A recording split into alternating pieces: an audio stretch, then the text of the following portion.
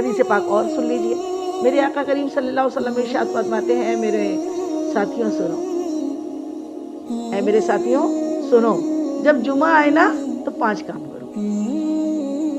کیا کرو؟ ہاں 5 کام بھی کرنے کے لیے آقا نے جمعے کے دن ارشاد فرما دیے. کیا یہ تو فضیلت ہوئی 5. اب جمعے کے دن 5 کام کرنے کا حکم کیا دیا؟ یا رسول اللہ صلی اللہ علیہ وسلم صحابہ کرام نے پوچھا آپ بتائیے یا رسول اللہ ہم کون سے 5 کام کریں؟ تو آقا کریم ارشاد فرماتے ہیں کہ سب سے پہلے کیا کرو؟ پہلا کام مسواک کرو، پھر غسل کرو. غسل کرنا امام شافعی کے نزدیک واجب ہے. تو ہمارے امام اعظم کے نزدیک اگر کوئی تکلیف میں ہے، پریشان ہے، بیمار ہے، پھر وضو کر کے بھی وہ جمعہ پڑھ سکتا ہے، اس کے لیے پھر واجب نہیں ہے. تو غسل کرنا جمعے کے دن بہت فائدے مند ہے. جمعے کے دن جو غسل کرتا ہے اس کی ساری گناہ اور ساری بلا بیماریاں دور ہو جاتی ہیں. جمعے کا دن غسل بہت اچھی چیز ہے. تو جمعے کے دن کیا کرو؟ میرے آقا فرماتے ہیں مسواک کرو. میرے آقا لطافت مطلب بہت اچھا لطیف اور بہت صاف رہنا پسند کرتے ہیں. آپ کی امت بھی آپ کو صاف ستھری پسند ہے. اللہ تعالیٰ بھی خوب جو وضو کے بعد کی دعا ہے نا کہ اللہ تعالیٰ اس کو خوب توبہ کرنے والوں کو اور صاف پاک رہنے والوں کو پسند کرتا ہے.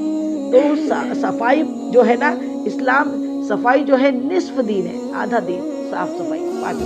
اپنے آپ کو پاک رکھو، اپنے دلوں کو پاک رکھو، اپنے جسموں کو پاک رکھو اور اپنے گھروں کو پاک رکھو، اپنے صحنوں کو، اپنے گھروں کو پاک رکھو، اپنے بچوں کو پاک رکھو اور برش کرنے کی عادت ڈالو. میرے آقا کریم صلی اللہ علیہ وسلم کا مسواک کی تو اس قدر ہمارے آقا کو پسند تھی کہ میرے آقا فرماتے ہیں کہ مسواک کے بارے میں نے ایک کہانی، اگر کہیں آقا کہہ دیتے نا کہ مسواک کرنا فرض ہے تو پھر 24 گھنٹے ہر نماز کے لیے مسواک کا حکم ہو جاتا. لیکن میرے آقا کی جو خود کی ذاتی عادت تھی وہ عادت یہی تھی. کیا تھی؟ کہ آپ ہمیشہ جب بھی نماز کے لیے وضو فرماتے، جب بھی وضو فرماتے، ایسے نماز کے لیے نہیں، باہر جا رہے ہیں تو بھی وہ وضو، اور ہمہ وقت وضو میں رہنا میرے آقا کی سنت ہے. ہمہ وقت پورے ٹائم وضو میں رہنا یہ میرے آقا کی سنت ہے. اور جب بھی وضو فرماتے تو مسواک کرتے، یہاں تک کہ حتیٰ کہ باہر جانا ہوتا تو بھی مسواک کر کے باہر جاتے. یہاں تک کہ میرے آقا کو تو مسواک کی ضرورت نہیں، میرے آقا کے دانتوں سے، دندان مبارک سے جب بیان کرتے تو نور نکلتا تھا. اس قدر آپ کے جو دندان تھے نا وہ اس قدر خوبصورت تھے.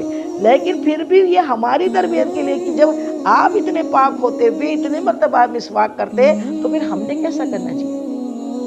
یہاں تک کہ ہمارا مذہب اتنا پیارا ہے کہ ہمارے آقا ارشاد فرماتے جس نے کچا لہسن اور پیاز کھایا وہ ہماری مسجد میں نہ آئے. مسواک کرے گا. پیاز کھانا، لہسن کھانا گناہ نہیں ہے، لیکن پیاز اور لہسن کھانے کے بعد جو بدبو آتی ہے نا اپنے منہ سے، وہ بدبو نہیں آنی چاہیے. یہاں تک کہ آقا کریم صلی اللہ علیہ وسلم نے مردوں کے لیے فرما دیا، کتنی لطافت، کہ مونچھوں کو پست رکھو اور داڑھیوں کو بڑھاؤ. مونچھوں کو پست رکھو کیونکہ مونچھیں پانی میں نہیں ڈوبنی چاہیے. بڑی بڑی مونچھیں اور بالوں کو آقا نے پسند نہیں فرمایا. اور تیسرا آقا کریم صلی اللہ علیہ وسلم ارشاد فرماتے پہلا کیا کام کرو؟ اے میرے ساتھیوں کیا کرو؟ پہلے مسواک کرو، دوسرا غسل کرو، تیسرا اچھے کپڑے زیبتن کرو. اچھے کپڑے زیبتن کرو. کیوں اچھے طرح؟ غسل کو کس طریقے سے کرو جیسے غسل کرنے کا حکم ہے. غسل کرنا صرف مجوسیوں کی طرح نہیں 2 لوٹے پانی ادھر ڈال دیا، یوں ڈال دیا اور بولا غسل ہو گیا، ایسا نہیں. ہمارا اسلام میں غسل کیسا ہوتا ہے اس کا بھی ہم نے ایک بیان کیا ہے. غسل کا طریقہ وہ آپ اس میں جا کے ہمارے چینل کے اندر سے دیکھ سکتے ہو. غسل کیسا کیا جائے، وضو کیسا کیا جائے. ابھی موضوع الگ چلے جائے گا، اس لیے صرف حدیث پاک بیان کرنے کے لیے ہم بتا رہے ہیں کہ غسل کرو، وضو کرو اور اچھے کپڑے زیبتن کرو. کیوں؟ یہ عید الفطر اور عید الاضحیٰ سے بڑا دن ہے اللہ کے نزدیک. جیسے عید میں نئے کپڑے پہنتے ہیں، صاف پاک پہنتے ہیں، ہر ہفتے تو پاسبل نہیں ہوتا ہر جمعے کو نئے کپڑے پہننا. تو کم سے کم کیا کرو؟ اچھے کپڑے، صاف پاک کپڑے، سفید کپڑے. ایک خاص طور پہ جمعے کا جوڑا الگ رکھیں. جن کے پاس زیادہ جوڑے نہیں ہیں وہ جمعے کا جوڑا تو بھی الگ رکھیں کہ اس کو صاف پاک اچھی طریقے سے آپ کپڑے پہنیں. اور پھر چوتھا کام خوشبو لگائیں. اور 5واں کام کیا کریں؟ آقا نے اس سے پوچھا یا رسول اللہ اور ہم کیا کریں؟ آقا فرماتے مجھ پہ کثرت سے درود پاک بھیجو. پھر صحابہ کرام نے پوچھا یا رسول اللہ صلی اللہ علیہ وسلم جمعہ عید کیوں ہے؟ کیونکہ جمعہ عید ہے. آقا نے فرما دیا. آقا سے پوچھا یا رسول اللہ جمعہ عید کیوں ہے؟ ارشاد فرماتے میرے آقا کیونکہ یہ ہمارے باپ آدم علیہ السلام کا یوم ولادت ہے، پیدائش کا دن ہے، اسی لیے جمعہ عید ہے تو جمعہ عید ہے. تو جب آدم علیہ السلام ایک نبی جو کس کے صدقے پیدا ہوئے؟ آپ کس؟ آدم علیہ السلام حضور پرنور مصطفیٰ جان رحمت کے ہمارے آقا. ہم بڑے قسمت والے، بڑا فخر کرے اپنے آپ پر اس بات کے لیے کہ اللہ تعالیٰ نے ہمیں اپنے حبیب کا امتی بنایا. اللہ تعالیٰ نے ہمیں اپنا حبیب کا امتی بنایا اور اپنے حبیب کی امت میں ہم کو شامل فرما دیا. جس امت میں آنے کے لیے نبیوں نے دعائیں کی، اس پیارے محبوب کا ہمیں امتی بنایا. اور وہ محبوب کون ہے؟ اشرف الانبیاء ہے. تمام انبیوں کے کیا ہے؟ امام الانبیاء. تمام اشرف ہے، پورے نبیوں سے بڑھ کر اشرف نبی کون ہے؟ آدم، ہمارے حضور پرنور مصطفیٰ جان رحمت. تو جب آدم علیہ السلام کے یوم ولادت کو آقا نے عید جیسا منانے کا حکم دیا اور سال میں 52 جمعے آتے، 52 جمعے عید منانے کا حکم دیا. تو جس دن آدم علیہ السلام کے امام اشرف الانبیاء مصطفیٰ جان رحمت کا ولادت کا دن ہے 12 ربیع النور شریف، اس دن پھر ہم عید کیوں نہ منائیں؟ وہ تو عیدوں کی عید ہے، وہ تو عیدوں کی عید ہے. اللہ تعالی ہم سب کو عید منانے کی توفیق عطا فرمائے، ہدایت عطا فرمائے. تو یہ ہے حدیث پاک. اب حضرت جابر رضی اللہ تعالیٰ عنہ راوی ہے کہ آقا کریم صلی اللہ علیہ وسلم ارشاد فرماتے ہیں کہ جو مومن جمعے کے دن یا رات میں، یعنی جمعرات کی رات میں، جمعرات کی رات کس کی رات ہوتی ہے؟ جمعے کی رات کہلاتی ہے. جمعرات کی شب جو ہوتی ہے جمعرات کے بعد کی، وہ جمعے کی شب کہلاتی ہے. السلام علیکم. وعلیکم السلام. ابھی مائک بند رکھے اپنا. ہاں، تو جو آقا کریم مصطفیٰ جان رحمت ارشاد فرماتے ہیں کہ جو مومن جمعرات کی رات، یعنی جمعے کی رات یا دن میں، جمعے کی رات یا دن میں، یا جمعے کے دن میں، یا جمعے کی جمعرات والی رات میں جس مومن کا انتقال ہو جاتا ہے، جو بھی مومن کا انتقال ہو جاتا ہے، وہ عذاب قبر سے بچا لیا جاتا ہے. اسے وہ عذاب قبر سے بچا لیا جاتا ہے، اس پہ قبر کا عذاب نہیں ہوتا. سبحان اللہ سبحان اللہ. جس کا انتقال جمعرات کی رات یا جمعے کے دن میں ہوتا ہے، وہ کیا ہوتا ہے؟ عذاب قبر سے بچا لیا جاتا ہے. اور قیامت کے دن اس طرح سے آئے گا کہ شہیدوں کی مہر اس پہ لگی ہوگی. قیامت کے دن وہ شہید اٹھایا جائے گا اور قبر میں بھی وہ شہید ہوگا. قبر میں اس کو رزق دیا جائے گا، کیونکہ اللہ نے شہیدوں کے بارے میں فرما دیا شہید کو مردہ نہ کہو، وہ اپنی اپنی قبروں میں زندہ ہے.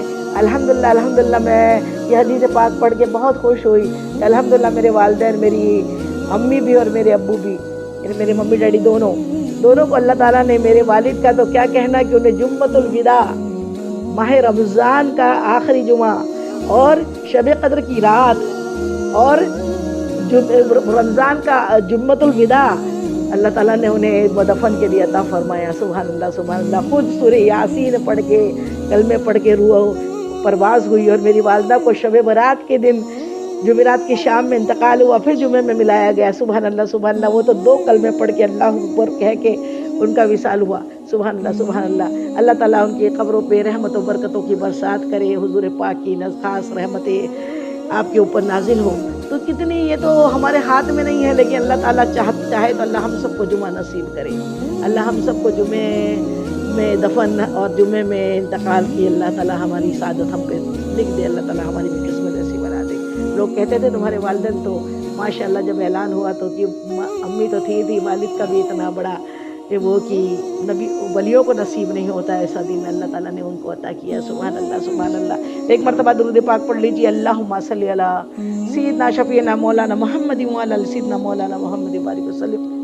صلاۃ و سلام علیکہ یا رسول اللہ صلی اللہ تعالیٰ علیہ وسلم. میرے آقا فرماتے ہیں کہ جہنم میں 6 لاکھ، جمعے کے دن جہنم سے 6 لاکھ گنہگاروں کو آزاد کر دیا جاتا ہے. سبحان اللہ سبحان اللہ. ایک حدیث پاک اور ہے.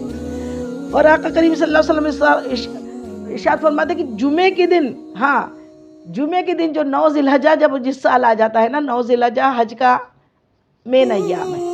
حج ہوتا ہے جس دن، عرفات کی حاضری کا نام حج ہے. اور عرفات کی حاضری 9 ذی الحجہ کو جس نے کی وہ حاجی ہے. اور 9 ذی الحجہ کو اگر جمعہ آ گیا اس سال، जुमे के दिन 9 ज़िलहज आ गया तो फिर वो हज अकबर कहलाता है। हज अकबर मतलब एक हज का सवाब 70 हज के बराबर। सुभान अल्लाह, सुभान अल्लाह, इतनी बड़ी फजीलत है जुमा की, क्या कहना है जुमे की। और फिर मेरे आका इरशाद फरमाते जिसने अच्छी तरीके से वुजू किया और जुमे की नमाज को मस्जिद में आया और तो वो गुनाहों से उसकी अल्लाह ताला मग़फ़िरत फरमा देता है आइंदा जुमे तक के। वो जुमे से वो जुमे तक की उसकी गुनाहों की तलाफ़ी हो जाती है, मग़फ़िरत हो जाती है। सुभान अल्लाह, सुभान अल्लाह। तो ये जुमा ऐसी चीज़ है कि अल्लाह ताला हम सब को अता फरमाए। और जुमे की फिक्र करने वाला हमको बनाए। जुमे के दिन बहुत जल्दी गुस्ल करके इबादत में अल्लाह ताला हम सबको माफ़ करे, खूब फ़ायदे को उठाने की तौफीक अल्लाह ताला हमको अता फरमा दे। एक हदीस पाक में मेरे आका करीम सल्लल्लाहु अलैहि वसल्लम इरशाद फरमाते हैं कि जो 3 जुमा बिना किसी शरई उज़्र के, जो शख्स, जो मोमिन 3 जुमा तक बिना किसी शरई उज़्र से वो जुमे को छोड़ दे, उस पर मुनाफिकत की मुहर लगा दी जाती है। फरिश्ते उसके दिल पर मुनाफिक होने की मुहर लगा देते हैं।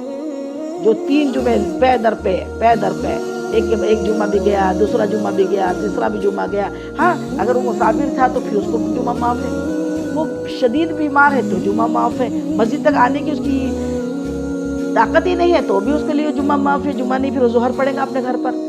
लेकिन अगर वो अच्छा है, तंदुरुस्त है और कोई शरई उज्र नहीं है, उसके बावजूद वो गफलत में सुस्ती करते हुए एक जुमा, दूसरा जुमा, तीसरा जुमा लगातार अगर वो ख़त्म कर दे तो फिर उसके ऊपर मुनाफिकत की मुहर अल्लाह ताला उसके सीने में, उसके दिल पर फरिश्ते अल्लाह के हुक्म से मुहर लगा देते हैं। अल्लाह ऊपर, अल्लाह ऊपर। इसलिए अपने घरों में हम औरतें हैं, आप सबको मिनिस्टर्स हो, ख़ास तौर पे ध्यान रखो, माएँ हो तो अपने बेटों को बराबर जुमे की तैयारी के लिए, फ़िक्र करने के लिए सुबह से बोलो।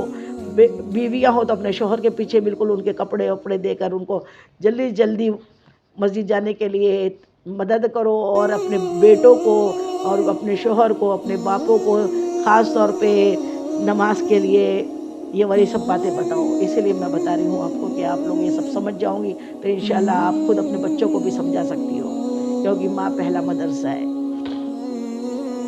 मेरे आका मदनी आका एक और हदीस मुबारका की शेयर करते हैं कि मेरे आका मदनी आका सोने आका इरशाद फरमाते हैं कि जो जुमे की अजान के बाद जो शख्स, जो मोमिन जल्दी यानी जैसी ज़वाल का वक्त शुरू होता है और फिर जैसी अजान दी जाती है तो अजान देते से ही तो एकदम खुतबा शुरू नहीं होता। जैसी अजान हो, अजान के पहले से मालूम है कि जुमा है।